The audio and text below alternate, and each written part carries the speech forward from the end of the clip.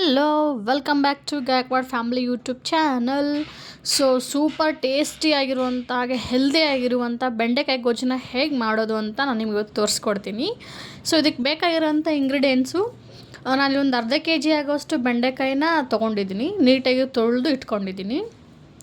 ಒಂದು 2 ಟೊಮ್ಯಾಟೊ, ಒಂದು 3 ಈರುಳ್ಳಿ, ಒಂದು 1/4 ಲೀಟ್ರ್ ಆಗೋಷ್ಟು ಮೊಸರೇ ಟೇಸ್ಟ್ ಕೊಡುತ್ತೆ. ಒಂದು ಸ್ವಲ್ಪ ಗರಂ ಮಸಾಲ, ಖಾರದ ಪೌಡ್ರು, ಇಲ್ಲಿ MTR ಅವರ ಸಾಂಬಾರು ಪೌಡ್ರ್ ತೊಗೊಂಡಿದ್ದೀನಿ. ಆಮೇಲೆ ಇದು ಕಡಲೆ ಹಿಟ್ಟೇ ಇದಕ್ಕೆ ಮೇನ್ ಇಂಪಾರ್ಟೆಂಟು. ಸ್ವಲ್ಪ ಉಪ್ಪು, ಧನಿಯಾ ಪೌಡ್ರು, ಹಾಗೆ ಸ್ವಲ್ಪ ಅರಿಶಿನ. ಇಷ್ಟೂ ತೊಗೊಂಡಿದ್ದೀನಿ. ಇದು ಮಸಾಲಕ್ಕೆ ಬೇಕಾಗಿರೋಂಥ ಐಟಮ್ಸು. ಇವಾಗ ಬೆಂಡೆಕಾಯಿನ ನೀಟಾಗಿ ತೊಳೆದಿಟ್ಕೊಂಡಿದ್ದೀನಿ. ಇದನ್ನು ಕಟ್ ಮಾಡ್ಕೊಳ್ಳೋಣ ನೀಟಾಗಿ. ನೋಡ್ತಿರ್ಬೋದು, ಇಲ್ಲಿ ನಾನು ಈ ಸೈಜಿಗೆ ಕಟ್ ಮಾಡ್ಕೊಂಡಿದ್ದೀನಿ. ನೀವು ಬೇಕಿದ್ರೆ ದೊಡ್ಡದಾಗಿ ಕಟ್ ಮಾಡ್ಕೋಬೋದು. ನಮ್ಮ ಮನೇಲಿ ಪಾಪು ಇದ್ದಾನಲ್ವ, ಹಾಗಾಗಿ ನಾನು ಚಿಕ್ಕದಾಗಿ ಕಟ್ ಮಾಡ್ಕೊಂಡಿದ್ದೀನಿ, ಅವನಿಗೆ ತಿನ್ನೋಕ್ಕೆ ಬರುತ್ತೆ ಅಂತ. ಈಗ ಬೆಂಡೆಕಾಯಿನ ಏನು ಮಾಡಬೇಕು ಅಂದರೆ ಸ್ವಲ್ಪ ಡ್ರೈ ರೋಸ್ಟ್ ಮಾಡ್ಕೊಬೇಕು. ಅಂದರೆ ಎಣ್ಣೆ ಹಾಕಿ ಫುಲ್ಲು ಬ್ರೌನ್ ಕಲರ್ ಆಗೋ ಥರ ಏನು ಫ್ರೈ ಮಾಡೋದು ಬೇಡ. ಅದರಲ್ಲಿರೋವಂಥ ಲೋಳೆ ಸ್ವಲ್ಪ ಬಿಟ್ಕೊಂಡ್ರೆ ಸಾಕು. ಲೋಳೆ ಥರ ಇರುತ್ತೆ, ತಿನ್ನೋಕೆ ಇಷ್ಟ ಆಗಲ್ಲ ಅನ್ನೋರು ಏನು ಮಾಡಬೇಕು, ಈ ರೀತಿ ಒಂದು ಬಾಣಲಿಗೆ ಹಾಕಿ ಎಣ್ಣೆ ಹಾಕೋ ಅವಶ್ಯಕತೆ ಏನಿಲ್ಲ. ಜಸ್ಟ್ ಅದೊಂದು ಫ್ರೈ ಮಾಡಬೇಕಷ್ಟೆ. ಒಂದು 2 ನಿಮಿಷದಲ್ಲಿ ಫ್ರೈ ಆಗುತ್ತೆ. ಜಸ್ಟ್ ಇದು ಲೋಳೆ ಬಿಟ್ಕೋಬೇಕಷ್ಟೆ. ಕಂಪ್ಲೀಟಾಗಿ ಫ್ರೈ ಆಗಬೇಕು, ಬ್ರೌನ್ ಕಲರ್ ಥರ ಅಂತ ಏನಿಲ್ಲ. ನೋಡ್ತಿರ್ಬೋದು ಇವಾಗ ಉದ್ರಾಗಿ ಯಾವ ಥರ ಉದುರ್ಕೊಳ್ತಾ ಇದೆ ಅಂತ. ಈ ಥರ ಆದರೆ ಸಾಕು, ಅಂದರೆ ಇದು ಕಂಪ್ಲೀಟಾಗಿ ಲೋಳೆ ಬಿಟ್ಕೊಂಡಿದೆ ಅಂತ. ಇದನ್ನು ಎತ್ತಿ ಒಂದು ಪ್ಲೇಟಿಗೆ ಹಾಕ್ಕೊಳ್ಳೋಣ. ಇದಕ್ಕೇನು ಮಾಡೋಣ, ಇವಾಗ ಮಸಾಲೆ ಆ್ಯಡ್ ಮಾಡೋಣ. ಫುಲ್ ಮಸಾಲ ಅಲ್ಲ, ಸ್ವಲ್ಪ ಕಡಲೆ ಹಿಟ್ಟು ಮ್ಯಾರಿನೇಟ್ ಆಗೋಕ್ಕೆ ಬಿಡಬೇಕು ಇದನ್ನು ಒಂದು 5 ನಿಮಿಷ. ಹಾಗಾಗಿ ಇದಕ್ಕೆ ಸ್ವಲ್ಪ ಒಂದು 2 ಟೇಬಲ್ ಸ್ಪೂನ್ ಆಗೋಷ್ಟು ನಾನು ಕಡಲೆ ಹಿಟ್ಟನ್ನ ಹಾಕ್ಕೊಂಡಿದ್ದೀನಿ. ಸ್ವಲ್ಪ ಉಪ್ಪನ್ನ ಸ್ವಲ್ಪ ನೋಡ್ಕೊಂಡು ಹಾಕ್ಕೊಳ್ಳಿ. ಆಮೇಲೆ ಗ್ರೇವಿಗೂ ಕೂಡ ಹಾಕಬೇಕಾಗುತ್ತೆ. ಒಂದು ಚಿಟಿಕೆ ಅರಿಶಿನ. ಇಷ್ಟನ್ನು ಇದಕ್ಕೆ ಬೇಕಂದರೆ ನೀವು ನಿಂಬೆ ರಸನ ಆ್ಯಡ್ ಮಾಡ್ಕೋಬೋದು. ನಾನು ಮೊಸರು ಹಾಕ್ತಾ ಇರೋದ್ರಿಂದ ನಾನು ನಿಂಬೆ ಹಣ್ಣನ್ನು ಸ್ಕಿಪ್ ಮಾಡ್ಕೊಂಡಿದ್ದೀನಿ. ನೀವು ಬೇಕಿದ್ರೆ ಆ್ಯಡ್ ಮಾಡಿಕೊಂಡು ಇದ್ರ ಜೊತೆಗೆ ನಿಂಬೆಹಣ್ಣಿನ ರಸ ಹಾಕ್ಬಿಟ್ಟು ನೀವು ಮ್ಯಾರಿನೇಟ್ ಮಾಡೋಕ್ಕೆ ಬಿಡ್ಬೋದು. ನೋಡಿದ್ರಲ್ಲ, ಎಲ್ಲ ಕಡೆ ಕಂಪ್ಲೀಟಾಗಿ ಹಿಟ್ಟು ಹಾಕಿ ಕಲಸಿದ್ದೀನಿ. ಒಂದು 5 ನಿಮಿಷ ಮ್ಯಾರಿನೇಟ್ ಆಗಲಿ ಸಾಕು, ಜಾಸ್ತಿ ಹೊತ್ತೇನು ಬೇಕಾಗಿಲ್ಲ. ಅಲ್ಲಿಗಂಟ ನಾನು ಇನ್ನೊಂದು ಬಾಣಲಿ ಇಟ್ಕೊಂಡಿದ್ದೀನಿ. ಫ್ರೈ ಮಾಡಿರೋದು ಬೇರೆ ಬಾಣಲಿ, ಇದು ಬೇರೆ. ನೀವು ಬೇಕಿದ್ರೆ ಅದೇ ಬಾಣಲಿಲೇ ಮಾಡ್ಬೋದು. ಒಗ್ಗರಣೆಗೆ ಇವಾಗ ನಾನು ಸ್ವಲ್ಪ ಒಂದು 2 ಟೇಬಲ್ ಸ್ಪೂನ್ ಎಣ್ಣೆ ಹಾಕ್ಕೊಂಡು ಒಂದು ಸ್ವಲ್ಪ ಕರಿಬೇವು ಹಾಕ್ಕೊಂಡಿದ್ದೀನಿ. ಇದೆಲ್ಲ ಚಟಪಟ ಅಂತ ಅಂದಮೇಲೆ ಇದಕ್ಕೆ ಕಟ್ ಮಾಡಿ ಇಟ್ಕೊಂಡಿರೋಂಥ ಈರುಳ್ಳಿನೇ ಆ್ಯಡ್ ಮಾಡ್ಕೊಳ್ಳೋಣ. ಎಲ್ಲ ಈರುಳ್ಳಿನೇ ಹಾಕ್ಕೊಂಡು ಫ್ರೈ ಮಾಡ್ಕೊಳ್ಳಿ. ಹಸಿ ವಾಸನೆ ಹೋಗಬೇಕು, ಫುಲ್ಲು ಗೋಲ್ಡನ್ ಬ್ರೌನ್ ಕಲರ್ ಆಗಬೇಕು ಅನ್ನೋಂಥದ್ದು ಏನು ಅವಶ್ಯಕತೆ ಇಲ್ಲ. ಇದರಲ್ಲಿರೋಂಥ ಹಸಿ ವಾಸನೆ ಹೋದರೆ ಸಾಕು. ಲೈಟಾಗಿ ನೋಡಿದ್ರಲ್ಲ, ಇಷ್ಟು ಫ್ರೈ ಆದರೆ ಸಾಕು. ಇದರಲ್ಲಿ ಇವಾಗ ಹಸಿ ವಾಸನೆ ಹೋಗಿದೆ. ಅದಕ್ಕೆ ಇವಾಗ ಏನು ಮಾಡೋಣ, ಕಟ್ ಮಾಡಿ ಇಟ್ಕೊಂಡಿರೋಂಥ ಟೊಮೆಟೊ ಆ್ಯಡ್ ಮಾಡ್ಕೊಳ್ಳೋಣ.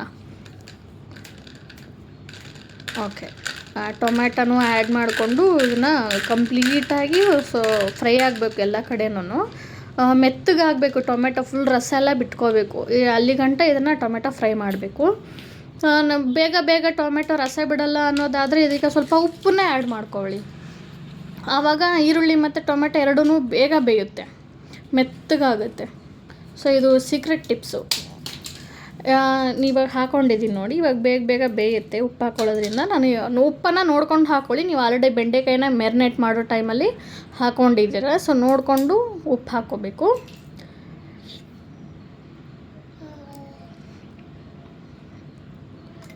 ಇದೆಲ್ಲ ಕಡೆ ನೀಟಾಗಿ ಬೇಯಲಿ, ಇಷ್ಟಾದರೆ ಸಾಕು. ಇದಕ್ಕೆ ಮ್ಯಾರಿನೇಟ್ ಮಾಡೋಕ್ಕೆ ಇಟ್ಕೊಂಡಿದ್ವಲ್ಲ ನಾವು ಬೆಂಡೆಕಾಯಿನ, ಅದನ್ನು ಆ್ಯಡ್ ಮಾಡ್ಕೊಳ್ಳೋಣ. ಇದನ್ನು ಎಲ್ಲ ಕಡೆ ನೀಟಾಗಿ ಈರುಳ್ಳಿ ಟೊಮೆಟೊ ಆಗಬೇಕು ನೋಡಿ. ಬೆಂಡೆಕಾಯಿನ ನೀಟಾಗಿ ಫ್ರೈ ಮಾಡ್ಕೊಳ್ಳಿ. ಅಂದರೆ ಇದ್ರ ಟೊಮೆಟೊ ಮತ್ತು ಈರುಳ್ಳಿ ಹಾಕ್ಕೊಂಡಿದ್ದೀವಲ್ವ, ಇದು ಎಲ್ಲ ಕಡೆನೂ ಸ್ಪ್ರೆಡ್ ಆಗಬೇಕು. ಆ ಥರ ನೀಟಾಗಿ ಫ್ರೈ ಮಾಡ್ಕೊಳ್ಳಿ, ಕಲಿಸ್ಕೊಳ್ಳಿ. ನೋಡಿದ್ರಲ್ಲ, ಈ ಥರ ಎಲ್ಲ ಕಡೆಯೂ ಸ್ಪ್ರೆಡ್ ಆಗೋ ಥರ ಒಂದು 2 ನಿಮಿಷ ಫ್ರೈ ಮಾಡಿ. ಇವಾಗ ಗ್ಯಾಸ್ನ ಲೋ ಫ್ಲೇಮಲ್ಲಿ ಇಟ್ಕೊಳ್ಳಿ. ಮಸಾಲಾನ ಆ್ಯಡ್ ಮಾಡ್ಕೊಳ್ಳೋಣ, ಇಲ್ಲಾಂದರೆ ಸೀದೋಗ್ಬಿಡುತ್ತೆ. ಇದಕ್ಕೆ ನಾನು ಒಂದು ಚಿಟಿಕೆ ಅರಿಶಿನ ಹಾಕ್ಕೊಂಡಿದ್ದೀನಿ. ಮೊದಲು ಅರಿಶಿನ ಹಾಕ್ಕೊಂಡಿದ್ರೆ ಸ್ವಲ್ಪ ನೋಡ್ಕೊಂಡು ಹಾಕ್ಕೊಳ್ಳಿ. ಇದಕ್ಕೆ ನಾನಿಲ್ಲಿ MTR ಅವರ ಸಾಂಬಾರು ಪೌಡ್ರನ್ನ ಆ್ಯಡ್ ಮಾಡ್ತಾಯಿದ್ದೀನಿ. ಆಮೇಲೆ ಸ್ವಲ್ಪ ಗರಂ ಮಸಾಲ, ಆಮೇಲೆ 1 ಟೇಬಲ್ ಸ್ಪೂನ್ ಆಗೋಷ್ಟು ಖಾರದ ಪುಡಿ. ನಾನೆಲ್ಲ ಒಂದೊಂದು ಟೇಬಲ್ ಸ್ಪೂನೇ ಹಾಕ್ಕೊಳ್ತಾ ಇರೋದು. ಸೊ ಮತ್ತು 1 ಟೇಬಲ್ ಸ್ಪೂನ್ ಆಗೋಷ್ಟು ಧನಿಯಾ ಪೌಡ್ರು,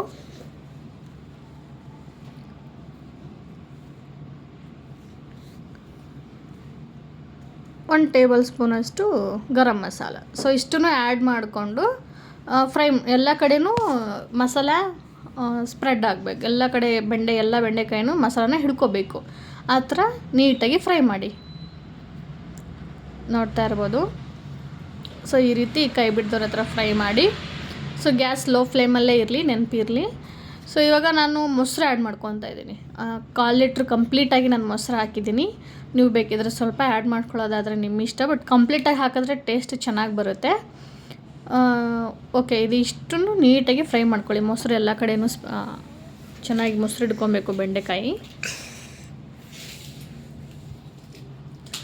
ಸೊ ಇದು ಇಷ್ಟ ಆದರೆ ಸಾಕು. ಇದನ್ನು ಇವಾಗ ಒಂದು ಅರ್ಧ ಗ್ಲಾಸಷ್ಟು ನೀರು ಹಾಕ್ಕೊಂಡು ಇದನ್ನು ಕುದಿಯೋಕೆ ಬಿಟ್ಬಿಡೋಣ. ಅರ್ಧ ಗ್ಲಾಸ್ ಅಷ್ಟೇ ಸಾಕು, ಜಾಸ್ತಿ ಏನು ಹಾಕ್ಕೊಳ್ಳೋಕೆ ಹೋಗ್ಬೇಡಿ. ಆಲ್ರೆಡಿ ಮೊಸರು ಇದೆಯಲ್ವಾ.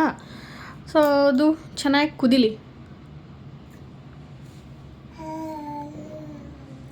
ನೋಡ್ತಿರ್ಬೋದು, ಇಷ್ಟು ಕುದ್ದಿದೆ. ಇವಾಗ ಆಲ್ರೆಡಿ ಬೆಂದಿದೆ. ಇಷ್ಟು ಬೆಂದರೆ ಸಾಕು. ಇದು ಇವಾಗ ರೆಡಿ ಆಯಿತು. ಇದನ್ನು ನಾನು ಸರ್ವಿಂಗ್ ಬೌಲಿಗೆ ಹಾಕಿ ತೋರಿಸ್ತೀನಿ. ಸೊ ನೋಡ್ತಿರ್ಬೋದು, ಎಷ್ಟು ನೋಡೋದಕ್ಕೂ ಅಷ್ಟೇ ಚೆನ್ನಾಗಿ ಕಾಣಿಸ್ತಾ ಇದೆ. ಟೇಸ್ಟ್ ಕೂಡ ಅಷ್ಟೇ ಚೆನ್ನಾಗಿ ಬರುತ್ತೆ. ಮೇಲುಗಡೆ ಕೊತ್ತಂಬರಿ ಸೊಪ್ಪನ್ನ ಉದುರಿಸ್ಕೊಳ್ಳಿ. ನಾನು ಅದನ್ನು ಮರ್ತೆ, ಸೊ ನಾನು ಸ್ಕಿಪ್ ಮಾಡಿದ್ದೆ. ನೀವು ಬೇಕಿದ್ರೆ ಹಾಕ್ಕೊಳ್ಳಿ.